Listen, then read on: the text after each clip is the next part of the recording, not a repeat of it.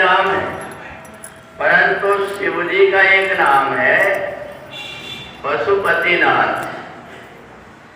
स्वर्ग आदि ऋषियों ने पूछा गुरुदेव, ये बताइए पशु तो जानवर होता है, भगवान शंकर ने अपना नाम पशुपति क्यों रखा? तो सूत जी कहने लगे कि भगवान नर नारायण ने जब तपस्या किया था हिमालय पहाड़ में, तो भगवान शंकर जाकर के साक्षात रूप से उनको दर्शन देने गए और वहां ज्योतिर्लिंग के रूप में विराजमान हो गए।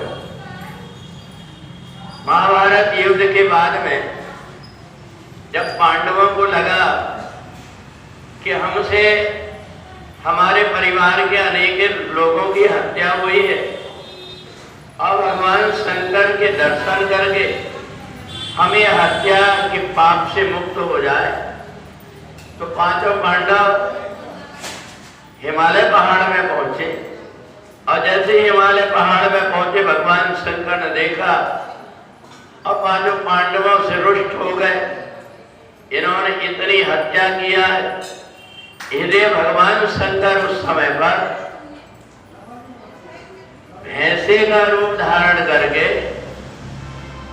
और वहां से भागने लगे। वहां बहुत सारे जानवर घूम रहे थे, गाय भैंस, तो भगवान शंकर ने भी भैंस से का रूप धारण करके और वहां से भागने लगे। जैसे ही देखा भीम ने, भगवान भोलेनाथ तो यहां से कहीं गायब हो गए, समझ गया कि इन्हीं भैंसों में से कहीं कोई रूप धारण करके भगवान शंकर भाग रहे। तो भीम बड़ा बलवान था, उसने दोनों पहाड़ के बीच में एक एक अपने पैर रख दिया और जितने भी भैंस थे वो तो सब पैर के नीचे से चले गए। पर भगवान शंकर ने सोचा कि मैं भीम के पैर के नीचे से नहीं जाऊंगा। भगवान शंकर रुक गए, भीम समझ गया कि यही भोलेनाथ। उनको जोर से पकड़ा, पीठ के पास में जैसे पकड़ा तो भगवान शंकर दो भाग में बढ़ गए। धरती के अंदर प्रवेश करके आधे भाग से भगवान भोलेनाथ नेपाल पहुंच गए और आधा भाग यही रह गया। पांडव रोने बिलखने लगे, भगवान शंकर ने देख करके दया आ गई। तो भगवान शंकर का आधा रूप केदारेश्वर में और आधा रूप पशुपति के रूप में है, इसलिए आधा आधा ज्योतिर्लिंग माना जाता है।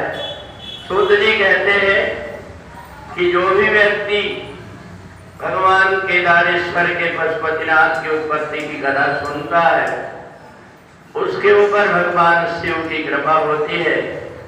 जाने अनजाने अगर उससे कोई दुष्कर्म हो जाते हैं तो उससे छुटकारा मिल जाता है।